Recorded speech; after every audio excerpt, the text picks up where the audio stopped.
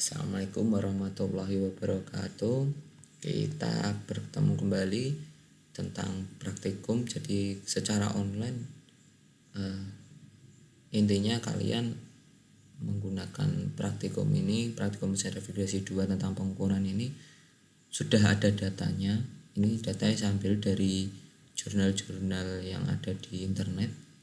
Saya kopas kemudian saya terapkan di sini. Jadi kalian hanya cukup menganalisanya saja karena kita keterbatasan media untuk praktikum secara online. Maka dari itu saya mencoba untuk membuat kalian mengerti dengan cara seperti ini. Yang pertama tentang pengukuran kan ada tekanan dan suhu. Jadi tekanan yang suhu nanti yang dicari yaitu di bab 4-nya kita mencari tekanan absolut. Yang kemarin di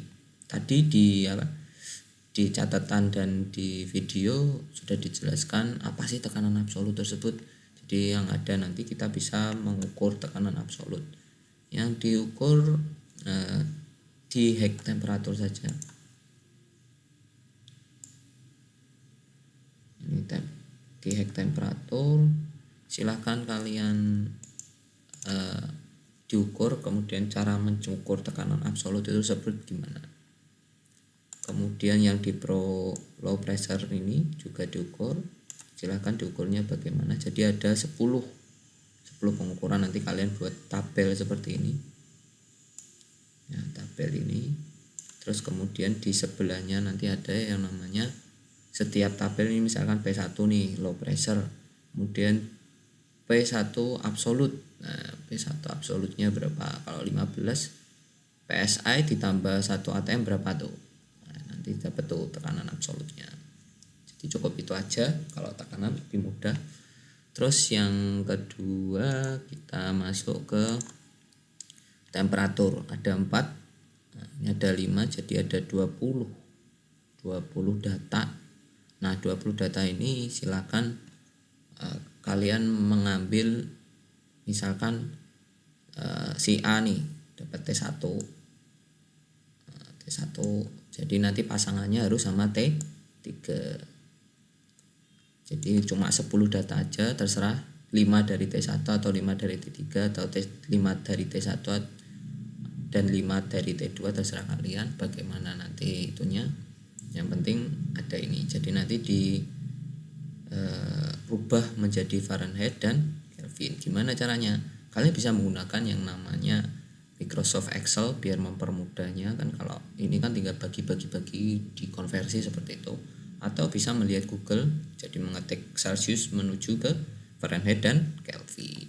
Seperti itu. Kalau Kelvin setahu saya ditambah 273. Jadi tinggal nambah 273 sampai seterusnya. Jadi seperti itu ya kalau suhu, lebih mudah daripada yang lain. Terus kemudian pada intinya kita akan belajar tentang bagaimana cara menentukan atau mencari beberapa data dari tabel psikometrik. Kalau di data ini kan ada pagi, siang, sore. Pagi, siang, sore nanti kalian coba cari satu persatu. Jadi ada 6 data nanti, 6 data yang nanti bisa digunakan. Dari sini mungkin bisa dilihat bahwasanya ada namanya, nanti ada suhu bola basah, suhu bola kering. Istilahnya ini temperatur basah, temperatur bola kering, seperti itu. Misalkan kita menggunakan yang pagi nih, contoh pagi. Sebelumnya kan kita nggak tahu apa sih namanya psikometri itu. Ini sudah saya buatkan catatannya untuk cara menjawabnya. Jadi psikometri itu merupakan tentang sifat-sifat campuran udara dan uap air. Uap air adalah bentuk gas. Jadi semuanya berbentuk gas sih yang nantinya diukur. Seperti itu, diukur berapa temperaturnya. Dalam psikometri perlu diketahui komponennya yang digunakan dalam sifat termodinamika udara. Pasti kita akan bertemu dengan termodinamika lagi. Jadi kuatkan dasar kalian tentang termodinamika. Seperti itu ya.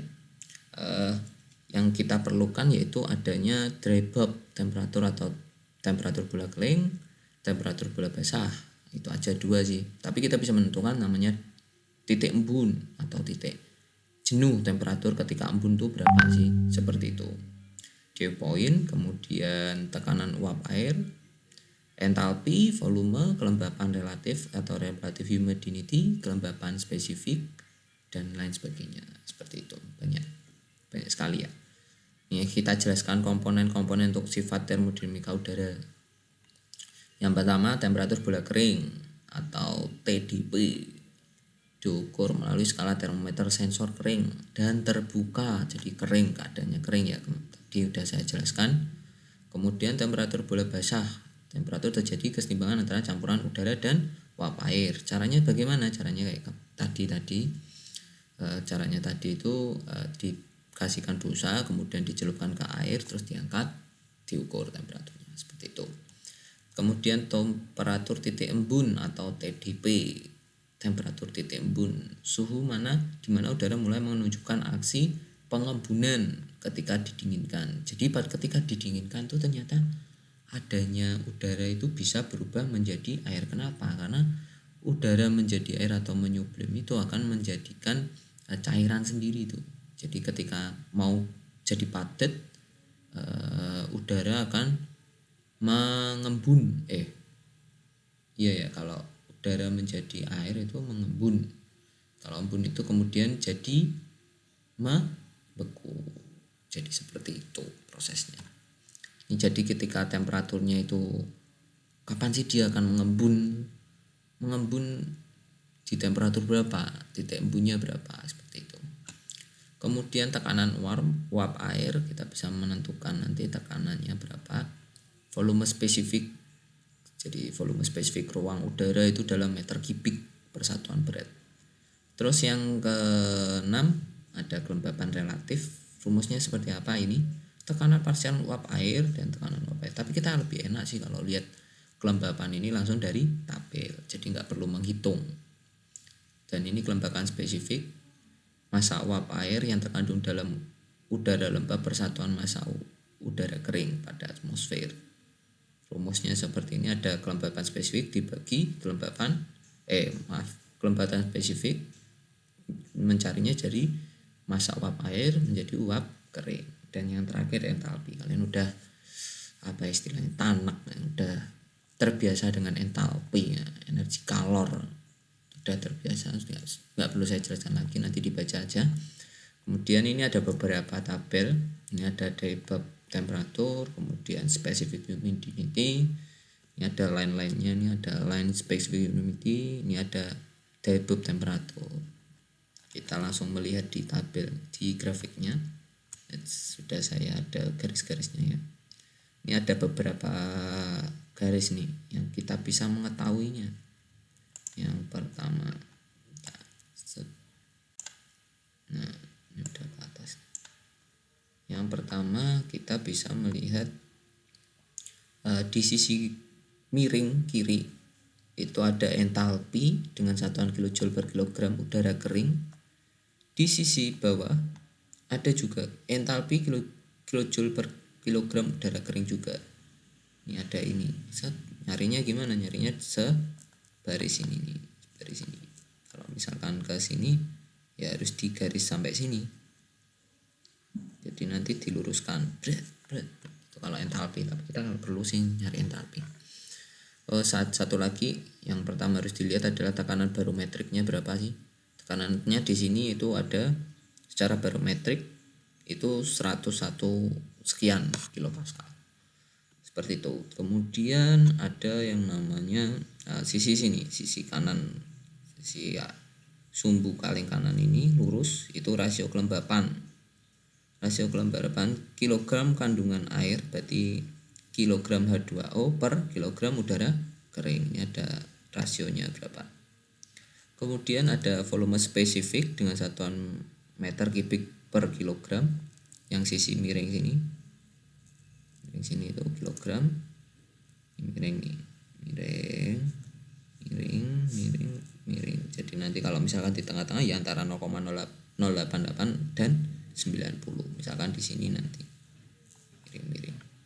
Kemudian yang miring menuju ke kiri itu ada suhu bola basah, kemudian di bagian melengkung sebelah kiri ada suhu jenuh atau tadi titik embunnya itu di sini. Di mana suhu bola kering yang ada di ini lurus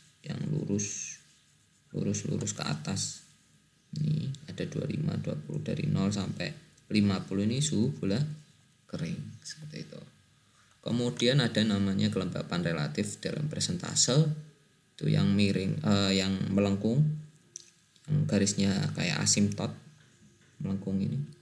Ini relatif, kelembapan relatif dalam persentase ada 10, 20, 30 sampai 90 derajat. Seperti itu. Mungkin cukup penjelasan seperti itu aja. Kita coba di bagian pagi ada temperatur bola basah dan temperatur bola suhu bola basah dan suhu bola kering ada 25,3 suhu bola basah. Kita cari suhu bola basah itu yang mana? Suhu bola basah yang miring sini ya. Kita coba yang miring. Suhu bola basah antara berapa tadi? 25,3 25. Nah, ini ada kata 25 berarti lebih ke atas dikit. Sekitar sini. Ini 25,3, kita tulis di samping 25,3 TWB atau bola basah. Kemudian yang kering 29,1. Kita nyari suhu bola kering di sini. Suhu bola kering 29,1. Kita lihat.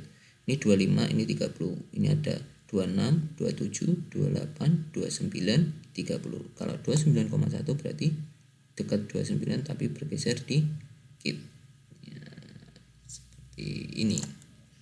Nah, kita tulis 29,1. Set, dapat.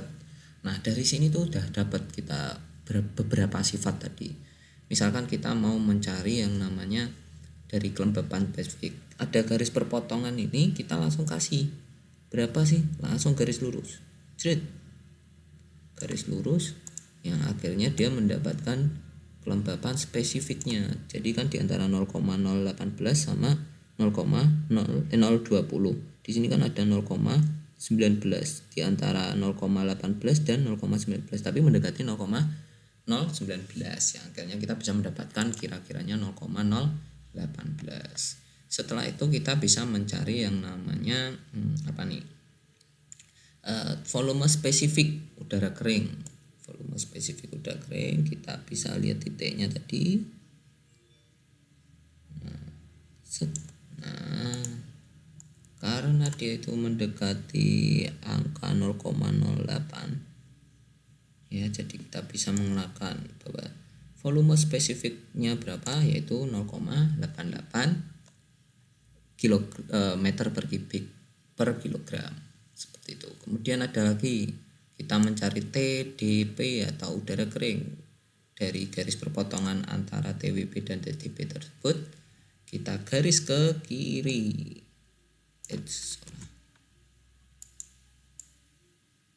Garis ke kiri. Nah, ini kan udah ada tuh. Ini kan di 25, ini 24, ini 23 tapi mendekati 24. Jadi kita bisa menggunakan TDP-nya sekitar 23,8 seperti itu. Kemudian kita mengetahui kelembapannya berapa sih? Kita bisa menggunakan ini. Kan titiknya di sini nih. Titiknya di sini, kita bisa menggunakan di sini. Nah, di atas 70%, kira-kira kisaran 72% RH-nya kelembapannya itu. Jadi kalau di tugas tadi itu suruh mencari RH dan TDP, jadi TDP-nya ke kiri dan melihat yang melengkung yaitu 72%. Ini hanya pengetahuan yang lain aja biar kalian tahu.